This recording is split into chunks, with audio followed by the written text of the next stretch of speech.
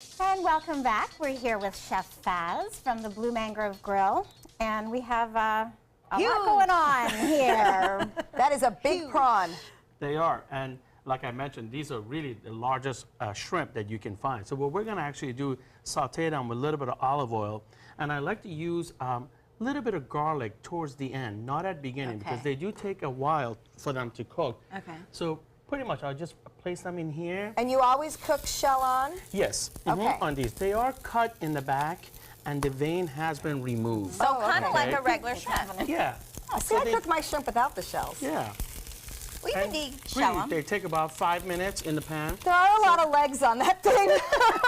I am a little skeeved about that. So pretty much what I'm going to do is I'm just going to wait for one side of it till it gets nice and red.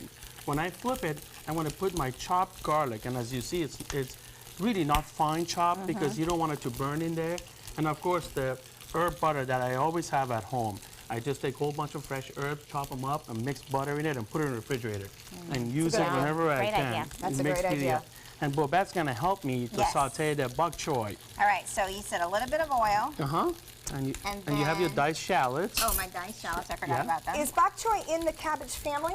It is, absolutely, yes. It came from China, but now it's grown everywhere. And so, yes, it is in the cabbage family. Oh, I They're forgot cute to turn little my guys. stove on. Sorry. You do have to turn the stove on. This is like me cooking at home.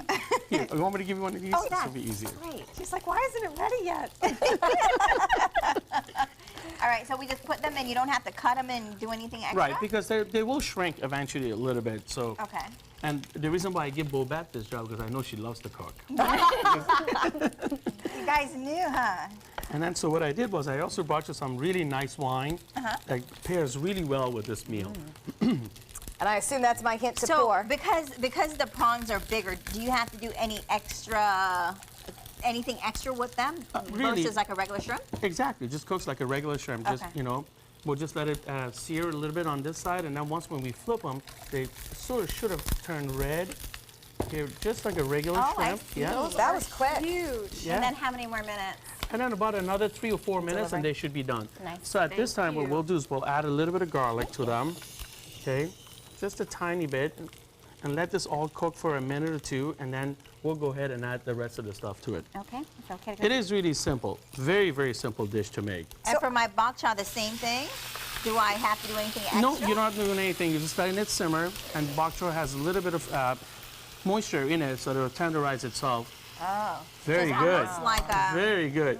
You want all this? Okay, no, we're just gonna put a little bit of salt on top because shrimp has a lot of salt in it already. So obviously it's from salt water, so we don't want to. And then we'll just let this simmer for a minute or two, and it's done. Well, while it simmers, I have a question about saffron rice, because you Yes. talked about blending the different, Indonesian and Asian flavors.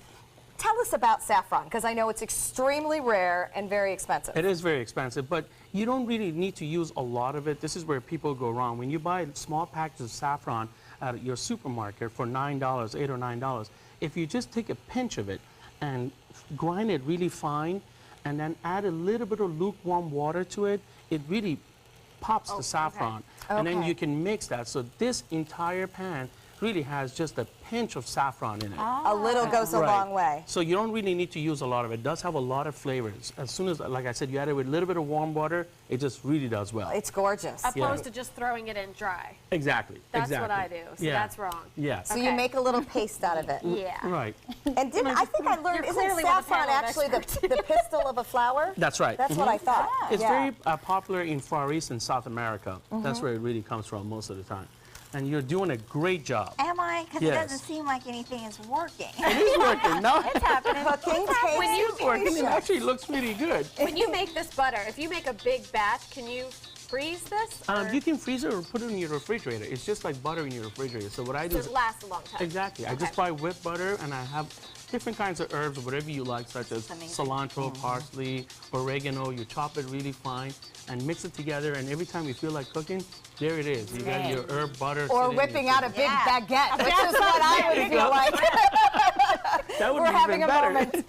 All right, this is Faz from Blue Mangrove with absolutely gorgeous prawns. Now, will we find those on the menu at Blue Mangrove? Absolutely. They're available every weekend at the restaurant. Oh, what a treat. All right, treat yourself. This is definitely something wonderful to get to experience because those are some big guys. All right, good to see you, Nikki and Tracy. Thank you to Faz. Enjoy the rest of your day and cheers. Take some time. Enjoy the Suncoast view.